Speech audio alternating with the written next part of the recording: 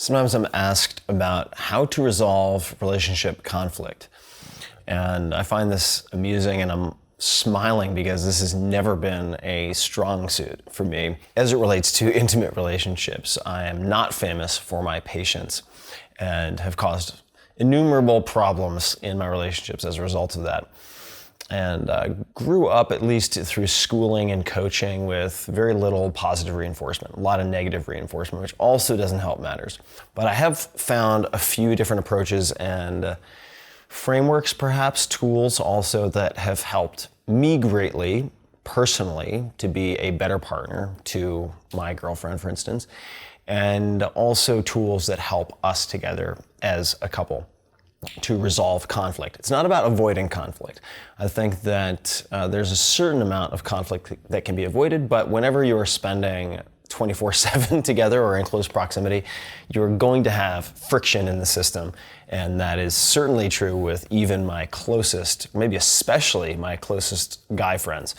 But let's talk about the tools first.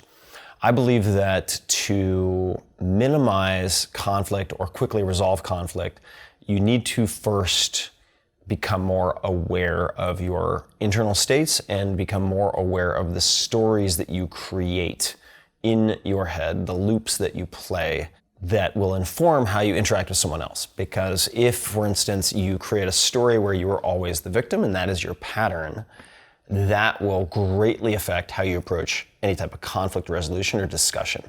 And two tools I found very, very helpful for that are, number one, Sam Harris's Waking Up app. I highly recommend getting it. I have no skin in the game, no equity, no payoff, no kickbacks, nothing.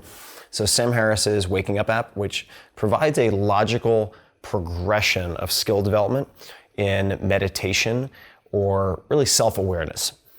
That's number one. It gives you a 10-minute practice each day that I do in the mornings. I still use this app. I've run through it multiple times. It's exceptional. That pairs very well with a book called Awareness. And for some reason, it has multiple subtitles depending on the format. One of them is, I believe, The Promises and Perils of Reality. The other is Conversations with the Masters, but that doesn't make any sense because there's really only one author, and that is Anthony DeMello. So the book title is Awareness. The author, Anthony DeMello, DeMello, who was a Jesuit priest and also a psychotherapist. Very interesting combination. And that book will also help you to recognize the stories, the movies you're creating as an interpretation of events. It will also help you to become very bluntly honest with yourself in self-assessment, so that you are able to spot where you genuinely want to fix problems or where you are more wedded to drama, perhaps. And those two tools combined, especially, have been incredibly valuable for me. And that's kind of step one. My girlfriend has also gone through both of these, and it's helped us to pause.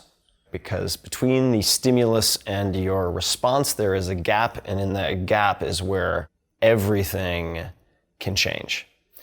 That's where you get to choose your response, to be response able. Okay, so step number one is really working on yourself to be a better partner. Then, as a couple, I think having a very candid assessment of your sensitivities and pet peeves is very important. For instance, my girlfriend at some point, this was maybe 6 months ago, 9 months ago, asked me about wordsmithing. She wanted to know how she could craft feedback in the perfect way. She didn't phrase it that way, but in a better way, such that I would be more receptive to certain types of feedback.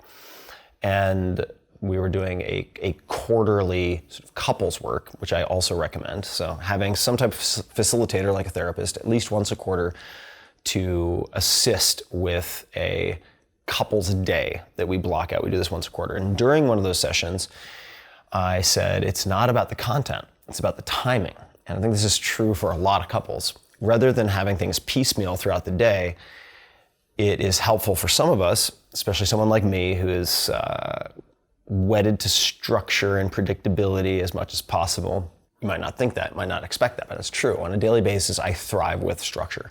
And I said, it doesn't matter what the wordsmithing is. You could be You could be Tolstoy.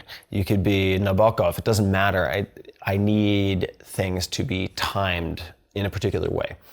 That would be my preference. And so we set aside on a, say, weekly or bi-weekly basis, a batching session. And the batching session allows us to discuss what it is that we need, what it is that is bothering us. And the framework, or I should say the format we've used, and I am not aware of any reading we've done that has informed this, it was trial and error, is we first talk about what the other person is doing well, what we love, what we'd love more of, right? Now, what we love more of is going to come again.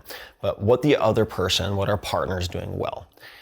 Then we talk about what we think we're doing well, personally. And then we talk about what we would like even more of, okay? Rather than saying what you're fucking up, what you're screwing up, what's driving me crazy. It's like, you know what I would really enjoy more of, what would really make me happy to get more of is X. And that type of very simple format has worked for us. And it is recorded, not necessarily audio recorded, but the takeaways, the homework assignments are recorded. You could use something like Evernote, you could use notes, so that there's follow-up. Without follow-up, this is all pissing in the wind. So you need follow-up. So there are then the meeting notes, so to speak, from this batching session, and we each get a copy. And this way we can do two things. We can refer back to it, so that for the next at least several days following that batching session, refer to that, say, in the mornings as a reminder. And then when we do our next batching session, we can see how we've done. We can look at the assignment and then the report card. And sometimes I'll fall short and I'll be like, oh God, I was supposed to do that. I totally blanked. I'm so sorry. There's an accountability that is really important. All right, so we've talked about a couple things so far. We talked about Waking Up app, Sam Harris. We talked about awareness, Anthony DeMello. We've talked about batching sessions, and I also mentioned in passing these quarterly couples days. It's an entire day set aside. Let's just call it from like 10 a.m. to 8 p.m., something like that, to talk and to have some type of facilitation. And it can be very free form. In this case, there's less structure, and it's really just talking about whatever's on our mind, whatever our wants are our needs being met, are things bothering us, are our desires being met, whatever it might be. And for me, at least, these tools and having this type of structure has been invaluable. And last but not least, as my friend Naval Ravikant, one of the best investors and entrepreneurs I know, has said, and I'm going to paraphrase, if you want to avoid conflict, step number one is do not associate with people who are always in conflict. Right? So choose your friends, choose your partners very wisely. You are going to be the average of the 5 people you associate with most, so choose wisely. Good luck.